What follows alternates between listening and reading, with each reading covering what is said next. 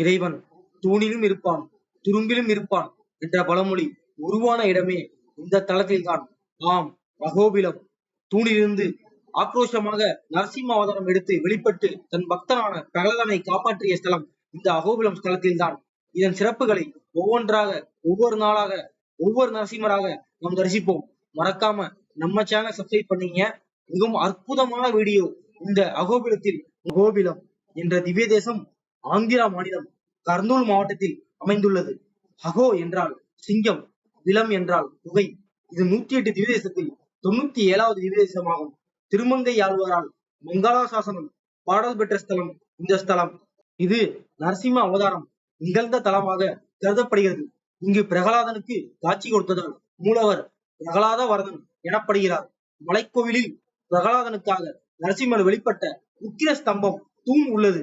திருமாலின் நரசிம்ம அவதாரத்தை தரிசிக்க விரும்புவதாக கருடன் கேட்க பகவான் அகோபிலத்தில் 9 நரசிம்ம வடிவங்களில் கருடனுக்கு காட்சி கொடுத்தார்.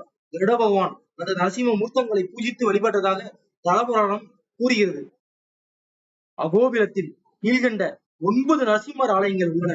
வார்க்கவ நரசிம்மர், யோகானந்த நரசிம்மர், சக்கரவாக நரசிம்மர், அகோபில நரசிம்மர், புராதகார வராக நரசிம்மர், கிரஞ்ச நரசிம்மர், மலோல நரசிம்மர், ஜுவால நரசிம்மர், பாவன நரசிம்மர் இவையாவும் 5 கிலோமீட்டர் சுற்றளவில் அமைந்துள்ளது. நாம் இப்போது பார்ப்பது வார்க்கவ ராமர் வழிபட்டதால் வார்க்கவ நரசிம்மர் என்று பெயர் பெற்றது. உக்கிர நரசிம்மராக இங்கே சுவாமி காட்சி தருகிறார். வார்க்கவ நரசிம்மர் கீழ் அகோபிலத்தில் இருந்து 2 கிலோமீட்டர் தொலைவில் இது உள்ளது. வார்க்கவ தீர்த்தம் அருகில் குன்றில் இந்த கோயில் அமைந்துள்ளது. வார்க்கவ ராமர் வழிபட்டதால் வார்க்கவ நரசிம்மர் என்று பெயர் வந்தது. அடுத்து வரும் நாட்களில் நாம் நரசிம்மர் வெளிப்பட்ட தூணையும், அவர் தன் இரத்தக்கரை படிந்த 2 கைகளையும் தழுவிய இரத்த குண்டத்தையும், ஜுவாலா நரசிம்மரையும் தரிசிப்போம்.